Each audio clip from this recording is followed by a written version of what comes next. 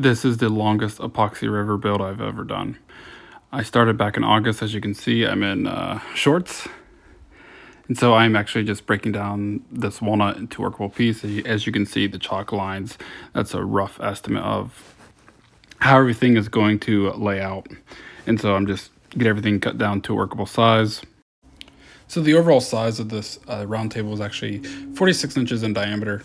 So I actually borrowed a plastic table from my parents. It's a 48-inch round table, and I was like, this would be perfect to create almost an exact template for my mold I will be building.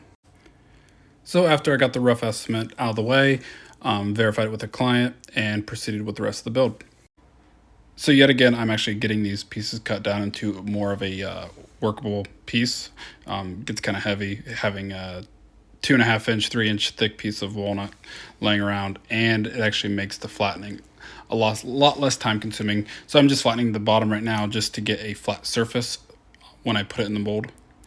And so I am taking it over to the bandsaw and getting as close as to the line as possible from what I cut out. So these pieces will fit perfectly in the mold.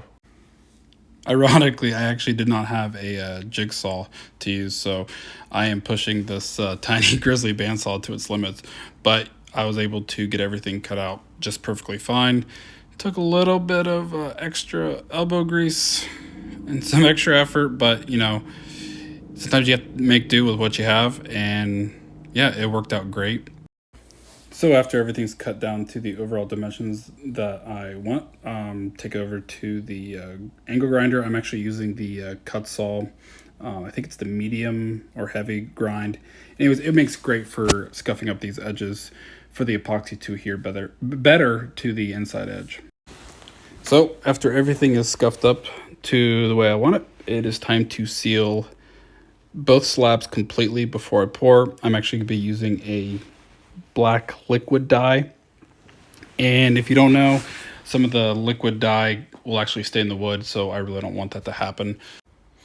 So now it's time to build the mold, and had a little bit of difficulty because I actually had some extra melamine left around, and believe it or not, it was not actually the final width, not at the 48 inches. So I am actually laying my pieces out on the melamine, and I had some scrap left over. As you can see, I'm cutting that off. I'm going to use that to essentially add an extension to the melamine so I can build a form properly instead of buying a whole new sheet of melamine. So once I got everything figured out, I actually glued the edges or the seams right there with wood glue, and eventually I sealed everything up with caulking. But it was kind of a pain, so I actually attached all of the melamine to a piece of plywood, and I screwed everything down into it. That was also a pain because then I had to go back through and then fill all the screw holes with caulking. But it worked, and you know, if you use what you have when you have it. Now this next part, I can't take full credit. Shout out to Cam at Blacktail Studio. I actually watched him do this in one of his videos. Actually get landscaping barrier and essentially screw all the landscaping into the melamine, and that's what I'm doing here, and it worked out fantastic.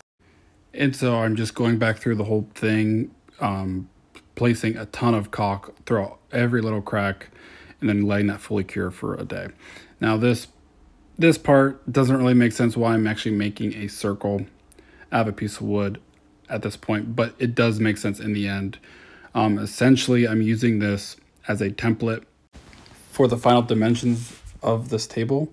Long story short, the center of the table was actually going to be in the epoxy, and the epoxy is kind of semi-transparent, so I didn't want to have a mark. And I know I probably could have filled it in with epoxy, but I just did not want to.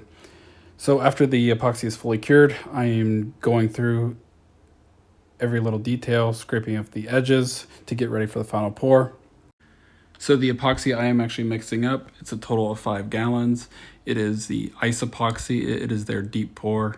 And so far I have not had any issues with it structurally. It works great. Highly recommend it. So about a day before I poured the epoxy, I actually filled the whole thing with water to actually figure out how much epoxy I really needed. I had a general idea, but I wasn't 100% sure. And long story short, I was about for my initial calculations, I was about a half a gallon off. But since everything was sealed with the epoxy, I wasn't worried about the wood absorbing all the water, and I wanted to double check to see if everything was sealed. So after everything finally cured, it's time to get it down to its final dimensions. I had actually taken this piece of wood to a industrial planer to get it completely flattened. And as you can see, there is my cut mark. I used a Amana spiral upcut bit. And so after I get that taken care of, it is time to work on these imperfections. I'm actually using my little mini Dremel to find out all these little micro holes and cracks because you can't really get them all. So to fill all these cracks, I'm using Chill Epoxy. It's a rapid acting epoxy. I really like it, so check it out, especially if you have micro holes. And finally using my Freud router flush trim bit.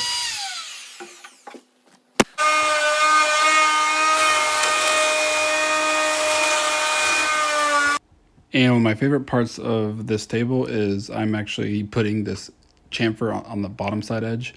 The chamfer I'm using is by Rockler. It is the largest one they have, and this is the largest one I could find without having to get one custom made.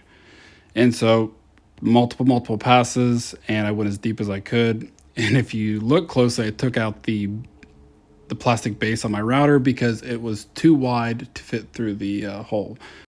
I was a little nervous at first, but I don't recommend it, but no one got hurt. Now, if you notice at the beginning of the video, I was actually wearing shorts, and throughout the video, it has progressively been wearing pants, sweatshirts, etc., and you see the heater started on, and so, yeah. I started in August, didn't deliver the table till January. So after everything was sanded to, I think about 150, I'm just going through and making these little pencil marks on the areas that I need to address. I do recommend using mineral spirits real quick and some light, and you can actually see the imperfections pop out a lot easier. And so I'm actually just going through with Starbond adhesives and addressing all these issues. Yeah, this part took forever, it seemed like, but for what I'm charging the client, I think it needs to be as near as perfect as possible. So after everything was done, it's now time to actually finish. So the finish I'm using, it is called Pro Coat. It's very similar to Rubio Monocoat in that oil wax hard finish. I thoroughly enjoy this finish. I like Rubio and Pro Coat. I have no problems with either one. The application process for both of them are very similar. And honestly, it turned out, the overall finish turned out great, and the client was happy. So I'm using these steel inserts by Rampa. I like them way better than the brass inserts. They are solid steel. They're great, so have got no complaints with them whatsoever.